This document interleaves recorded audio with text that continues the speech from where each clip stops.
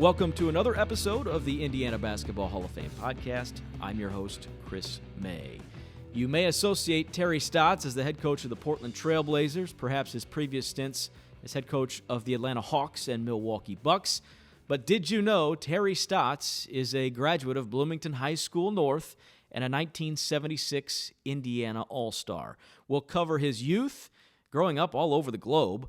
We'll cover his time in Bloomington, his career with Bloomington High School North, the school's first ever sectional championship that he was a senior captain of, and so much more, including some of his professional experience in this episode of the podcast. So sit back, relax, and enjoy. Here is the story of Terry Stotts. Coach, I know you've had a life of experiences in basketball. I just want to start with, if you can explain what the sport, what being in basketball has meant to your life. Well, to be honest, it's been everything. My father was a high school basketball coach in the Midwest, in Iowa, Illinois, and Wisconsin. He was the basketball coach at the University of Guam. I ended up playing for him. So basketball has been an integral part of my life since ever I can remember. So obviously, being the coach in the NBA is the ultimate as far as my basketball career goes. But honestly, I've done a lot of things in my life, and the things that basketball has afforded me, whether it's opportunity to earn a living or see the world or meet different people. I wouldn't be where I am if it weren't for basketball. So explain to us, what is the life of a coach's son like? What was that experience for you? Well, so what I remember, I was born in 1957. My dad was the coach at Marshfield High School in 1965 to 69. So I was 7 years old, 8, 9, 10 years old. And honestly, what I remember is going to his practices, almost kind of being like a ball boy. But my best experience really was going on a road trip to Rhinelander. And so all the players back then would travel with a sport coat with a tiger on their chest pocket. And so I had a little black blazer with a tiger on my pocket, and that was the best. For a young kid, that's got to be the ultimate, right? Exactly. So you've got unique circumstances here, being a coach's son. I've tried to ask folks in this series, what are your first memories of the game? I don't know if there was a game, a player, watching it on TV, but what sort of things come to your mind there? Well, again, my first memories have to do with my dad. He was the basketball coach at Calamus, Iowa, small town of about 500 people, and going to practices, and he would it would be me and him and three junior high players playing against 5-on-5. And, so my first memories are all related to my dad, going back to Marshfield, Wisconsin, when I was in elementary school, and they started having basketball in 5th and 6th grade and going to play the other elementary schools in the area. I mean, those are my memories. And, when we moved to Guam when I was 11, then then my other memories were there. But honestly, back in the 60s, those are my first memories. My dad did take me, my first basketball game that I remember actually going to was in 1968-69. We drove down from Marshfield to Milwaukee, Wisconsin, and we saw, actually it was the inaugural season of the Milwaukee Bucks. And I don't remember the players. I just remember thinking we were way up in the rafters and thinking about that. And since then, ironically, I later became the head coach of the Milwaukee Bucks. And I went to that same arena and saw where the seats were. And that arena didn't look nearly as big as I remember it. That is so neat, the circular nature of that being a first game and a first experience. I'm interested because you moved around a little bit, relocated. Did basketball play a role in making new friends or helping you feel comfortable or anything along those lines? Yeah, it did. One of the things, I moved around, as I mentioned, I lived in Illinois. I was born in Iowa. I lived in Illinois and Wisconsin, and then moved to Guam when I was 11.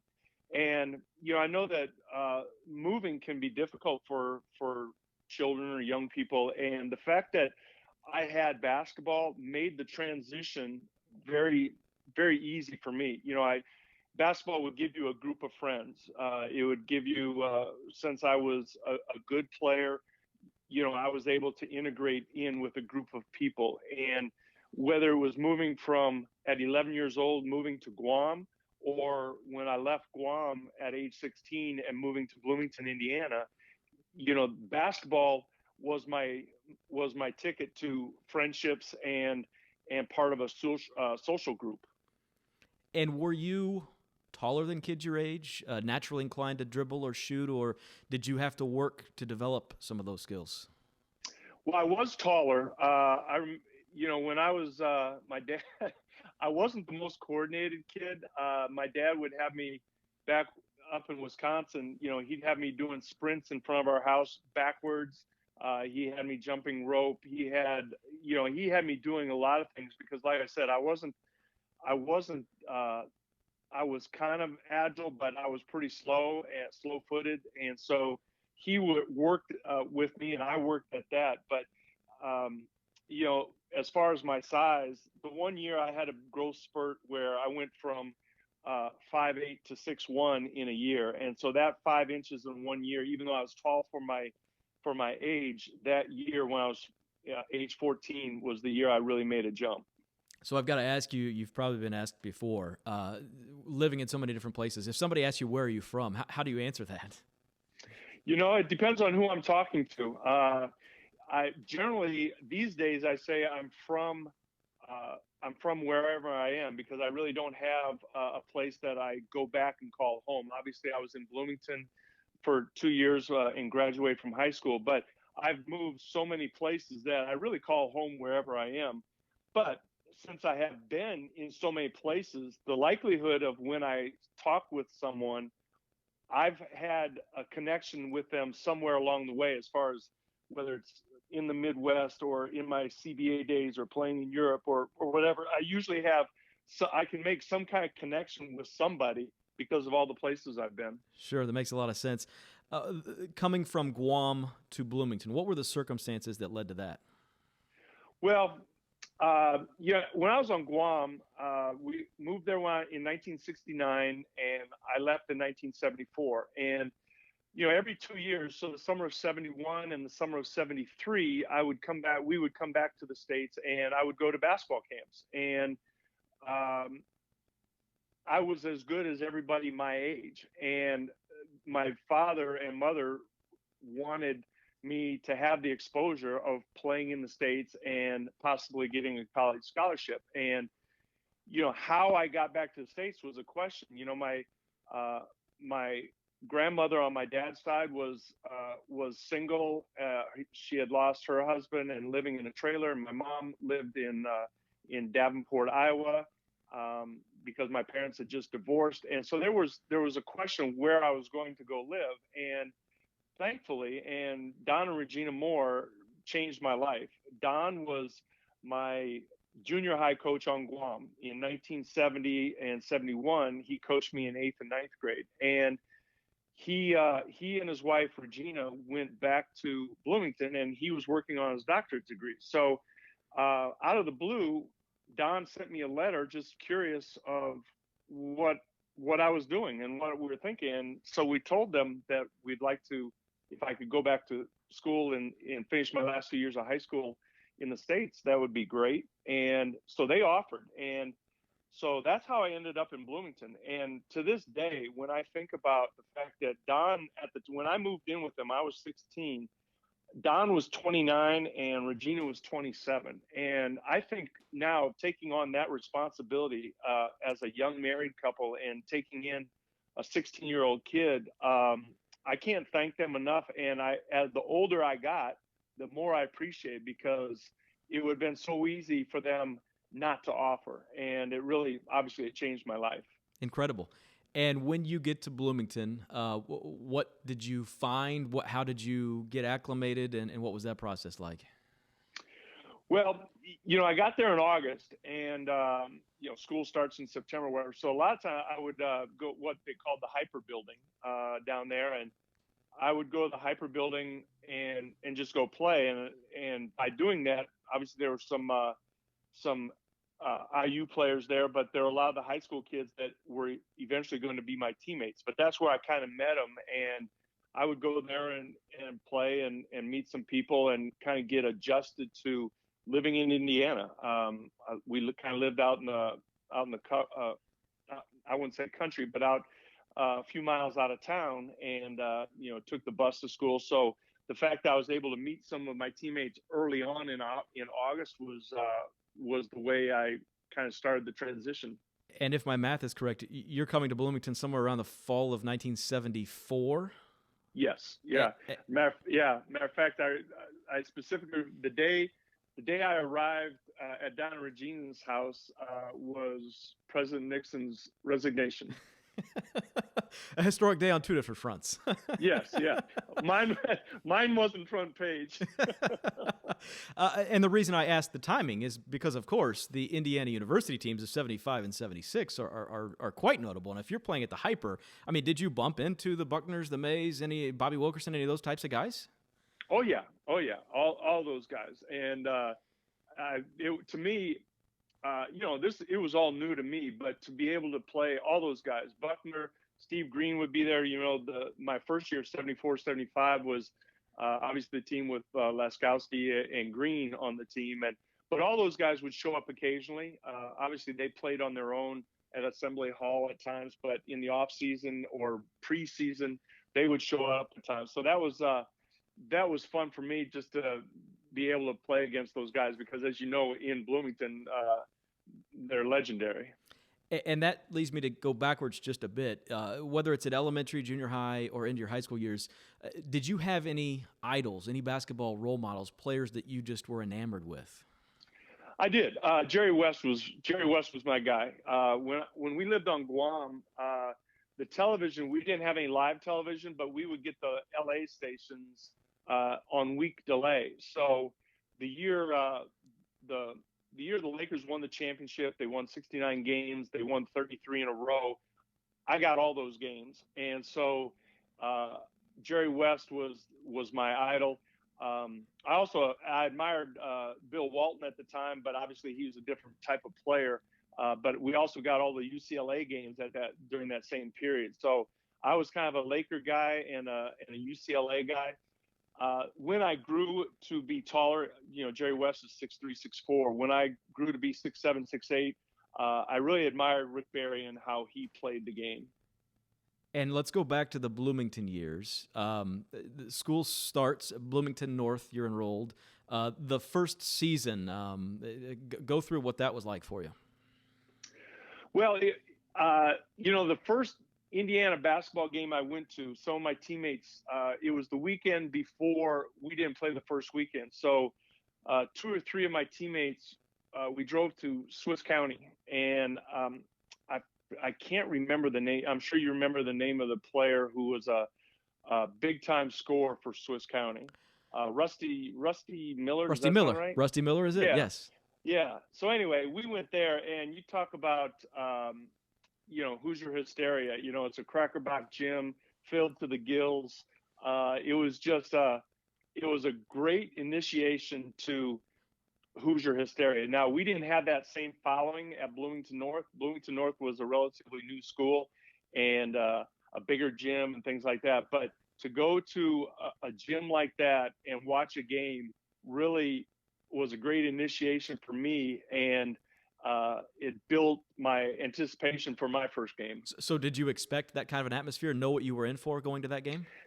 I didn't know what to expect. Obviously, when I was on Guam and in Indiana with its reputation for basketball and Hoosier hysteria, I came in hoping that I would make the team and be able to play. It's just it was such an unknown for me, and going to a state like Indiana that was so known for basketball, I didn't know where or how I was going to stack up. And obviously it turned out well, but I had some trepidation as far as, what I was going to be able to do and what my first season was going to be like. And talk to me. I know you said you got to play with some of your teammates at the Hyper before the season actually starts, but I mean, you made an impact right away. It's safe to say now. Did you feel like your feet were firmly on the ground as soon as you got playing with those guys? You were going to be comfortable. You were going to be a solid player. Yeah, I playing against them, and I knew I could play, and once practice starts and you kind of get comfortable, but that was a lot of those fears or whatever were before I got to Indiana. And so, as we're talking about the first season with Bloomington North, how did that season play out with any expectations you may have had or not had? Uh, it was a good season. Obviously, it was a long time ago, but we had a good season. We had some good seniors. Our team, my biggest memory was playing Martinsville. Martinsville had Jerry Seasting, the Mask brothers. They were coached by Sam Alford. They were really good, and playing them during the regular season where we had a competitive game but we lost. Jerry Seasting, who he and I have stayed friends over the years, but he was such a good player. And then we played them, Martinsville, in the finals of the sectional at Martinsville. And obviously the history of old Martinsville gym where John Wooden played and things like that. It was just, to me, that was by far my biggest memory of my first year, was playing them in the sectional. And again, we played a competitive game. They ended up winning. I think they ended up winning the regional as well. But that was a great experience. And then to follow it up, your senior year, the 75-76 high school season, you averaged 24 points, almost 14 rebounds a game. Was it as easy for you as those stats make it sound? Well, you know what? I kind of look at the stats now, and I'm more impressed by the stats now than at the time. At the time I was just playing. Now I'm looking. I wasn't necessarily a good rebounder. I'm going, how did I average that many rebounds? I must have been taking care of the statisticians. But it was a good year. I had eligibility because of how I transferred from Guam to Bloomington. I was ineligible the first semester of my senior year, and I only played the second semester. So I thought we could be a good team, and we were. What I remember most about my senior year is that we had once I came, it was in January, and I think I played 12 games before the sectional. We were a good team, and we beat some good teams in the regular season. We beat Perry Meridian at Perry Meridian. We beat Brown County at Brown County. And we won our sectional. Unfortunately, we lost in the regional in overtime to Franklin Central. And those two teams that we beat in the regular season, Perry Meridian and Brown County, both made it to the Sweet 16, to the semi-state. And that was the bitter pill for me and my teammates, was that we had a good team and we didn't go as far as we thought we should have. I want to point out you played half of a senior season, and you were named a 1976 Indiana All-Star. I'm not sure if there's ever been another player that got All-Star honors with a half of a senior season, but the numbers obviously stood out quite a bit. That was the first sectional championship in boys basketball in Bloomington North history. Was that a big deal to you, to your teammates, to the school? It was. Like I said, our class was really the first graduating class of that school, of Bloomington North. And it was a new school, but to win a sectional, we were certainly proud of that, particularly since we beat the same team that had beaten us the year before. But the way the season ended, losing in the regional in overtime, that was so disappointing that it was easy to overlook winning the sectional. You've mentioned the Martinsville Gymnasium. You've mentioned a couple of other games that you recollect. From your Indiana high school days, were there other gyms, other rivalries, big games, anything else that stands out in your mind? Well, Lagodi, my junior year was the year Lagodi went to the Final Four. I believe they made it to the finals that year with the Butcher Jack Butcher, and so we played Lagodi at Lagodi. We played them a good game, but Lagodi was one of those gyms like the other ones that I was talking about. I mean, that was rabid basketball fans, and the fact that they had such a good year, and the fact that we played them at Lagodi was pretty special. Tell us a little bit about your All-Star experience, the 1976 group, and playing against the Kentucky All-Stars. Well, I had mixed feelings about it. Obviously, I was so honored and so proud to make the All-Star team. I mean, it's difficult to put in the words the day that I found out I made the All-Star team. I mean, it was incredible. The games itself were disappointing. Our first game, and we had a terrific team, and Coach Bill Green did an outstanding job, and Mike Woodson was, as he showed later on, was just an outstanding player. And that was the year that Kentucky had Darrell Griffith. And so it was the fact that we won both games was really cool, because I think we were the underdog in both games. From a personal standpoint, it was a little disappointing. I got in the last 27 seconds of the game in Louisville.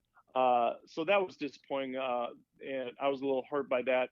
The game in Market Square, I was 1 for 1. I played 6 minutes, and so I was proud of that. I shot 1,000% in my time as an Indiana All-Star. But obviously, like a lot of players, it's tough. And as a coach, I know this. We had 11 players. You want to win the game, you got to do what's best. So I am thankful that Coach Green made a point to give me some time in the second game. But I was, to this day, you kind of get past that part of it. And now I just look back at how proud I was to, one, make the team, and two, the fact that we beat Kentucky both times. And you've already referenced Mike Woodson, so let's point out that there were 2 future NBA head coaches on the Indiana All-Star team that year. I'm not sure there's been another example of that in history as well. So unique accomplishments. Obviously, college recruitment now is a lot different than it was back then. But what was that process like for you? Well, it was I don't know the rules now, but you get a lot of letters, and the fact that I was in Bloomington, and they had just won the championship. I get asked a lot about, well, why didn't you go to Indiana? And the fact of the matter was, they had just won the championship in '76, and they recruited 6 All-Americans. Mike Woodson, Butch Carter, Glenn Grunwald. So it was. And I wasn't at that level. I was a good player, but certainly not a 5-star recruit like those guys. But, I got a lot of letters. Coaches came to visit my house. I ended up taking my recruiting trips to Oklahoma, obviously, Purdue, Cincinnati, South Carolina, and Rice. And, I ended up choosing Oklahoma because it reminded me so much of Indiana University. Obviously Dave Bliss was an assistant for Coach Knight for a few years. He was at Oklahoma for 1 year. So he was an assistant at Indiana the year that they lost to Kentucky in the regionals. So Oklahoma's Big Red. Coach Doug Ash, who recruited me, was a graduate assistant for Indiana. So just everything of Oklahoma reminded me of what I saw at Indiana University. You mentioned Purdue was recruiting you. What was that experience like? I took a trip up there, and matter of fact, Jerry Seasting showed me around. Walter Jordan helped show me around, and I was kind of socially awkward coming out of high school anyway. So, they took me to a party. They showed me around, but there really wasn't much to tell. The previous summer, I had gone to a Purdue basketball camp, and I like Purdue. I like Coach Schaus. Coach Favor was really cool. But I will say this though: when Coach Schaus came to my house to visit me and Don Regina, he said, "I appreciate this now as an older man," but he passed a kidney stone on the way to my house. So I'll never forget. He goes, and that was kind of an unusual experience. So anyway, now being an older man and very fearful of someday having a kidney stone, I can appreciate that a little bit more. So you had an outstanding career at Oklahoma, end up being all Big Eight, academic All-American, and then you end up playing professional basketball. You're in the CBA, and then I think you play somewhere around 7 years overseas. I'm most interested, being the son of a coach, did you always know you were going to become a coach, or when does that enter your mind? That's a good question. And I know when it came into being. When I went to Oklahoma, I was a pre-med student. I later changed to pre-dental. I had a lot of sciences, and I was accepted to dental school. After my 4 years at Oklahoma, I was accepted to dental school, and I had every intention of going to dental school. But I got drafted in the second round, and I just wanted to give basketball a chance. I wasn't ready to give up on my playing career. So, long story short, I went to summer league. I ended up going to Italy, got cut in Italy, and went to Great Falls, Montana, in the CBA, where I played for George Karl. But when coaching came into as a possibility for me, was I ended up playing 3 seasons in Great Falls, and going into my 3rd season, George wanted me to come back again. And I said, yeah, I'll do it, but I'd like to be a player assistant coach. And then during that year, George interviewed for a Montana State basketball coaching job, and I was interested in being his assistant there. So that's when it first came to my mind that it might be something that I want to pursue. In retrospect, when I look at the people who I admired in life, they're all coaches. Obviously my dad, Coach Knight, being in Bloomington, my high school coach, Dave Bliss in college. The people that I admired were all involved in basketball, and most of them were coaches. So in retrospect, it's not a surprise that I continued my career and wanted to continue it as a coach. And I guess I have to ask, for a guy who spent a couple of years in Bloomington, whether it was down the line, did you ever develop any sort of a relationship with Coach Knight or any interactions? I had a couple of interactions with him when I was in high school. I went to IU's basketball camp in between my junior and senior year.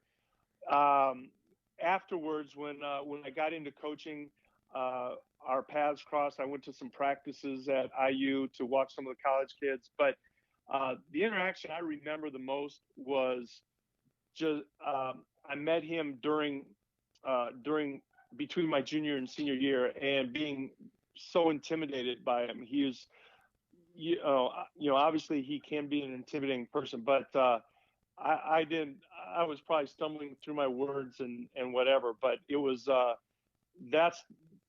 that interaction with him was the one I remember the most.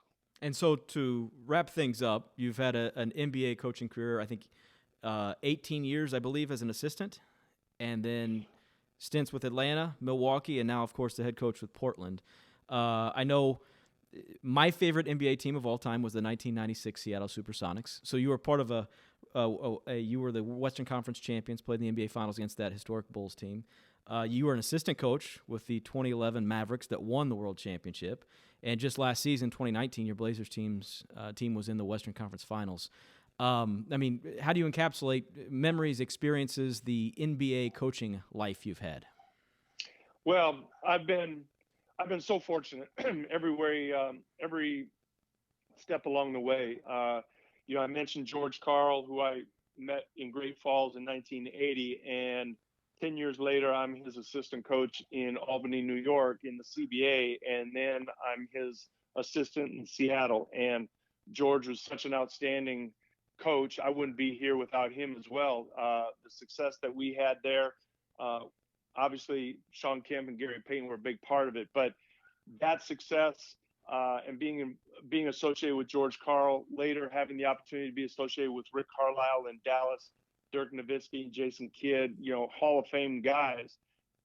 In coaching, you really have to be fortunate, and I've been very fortunate to have worked with some of the best coaches and some of the best players in the history of the game. So I'm really proud of what we've been able to do in Portland so far, but without a doubt, the Seattle and Dallas experiences really changed the the trajectory of my career. And I promise the absolute last question. We have to ask this. I'm fine. You can go as long as you want, Chris. Well, you have a player that to the outsiders seems like is an incredible talent. And we're speaking during the COVID-19 quarantine time. Dame Lillard, a couple of months ago, was playing superhuman basketball, it seemed. How good is this guy? What's it like to coach a player of that level? Well, that stretch he had at the end of January it probably is the best stretch of basketball I've seen in person by a player. I mean, I've been, Dirk had some great games, and Sean and Gary and Ray Allen and Glenn Robinson. I mean, I've been with a lot of great players, but that stretch was just incredible. He was shooting highly efficient, shooting deep threes, probably averaging 10 assists during that stretch, beating some really good teams during that stretch. It's difficult to put into words how good he was during that. As a matter of fact, one of the coaches, I forget what coach it was, but anyway, he said it was like must-see TV. I think it was an East Coast team, but anyway, it's like watching Dame during that stretch, if you were an NBA player or coach, was must-see TV. He's outstanding, and as I mentioned previously, in Seattle and Dallas, and the impact that those players and coaches had on my career, Damian Lillard is in that same category. I wouldn't still be the head coach of the Portland Trailblazers probably if it weren't for Damian Lillard. Coach, I've really enjoyed this conversation. I know our listeners have as well. Thanks for some stories. Thanks for some memories. Thanks for being a part of the Indiana Basketball Hall of Fame podcast. Chris, thank you, and thank you for all you do for the Indiana Basketball Hall of Fame. I'm really honored to be a part of it. Thank you to current Portland Trailblazers head coach Terry Stotts for his time joining us here on the podcast. As a reminder, please share these episodes on your social media accounts. Don't forget to subscribe through Apple Podcasts, Spotify, Google Podcasts, and other outlets so you'll get the next episodes. And follow us online at hoopshall.com and through the Hall of Fame's social media accounts on Facebook, Twitter, and Instagram. Thanks for joining us on this episode. More stories to come on the Indiana Basketball Hall of Fame podcast. I'm your host, Chris May.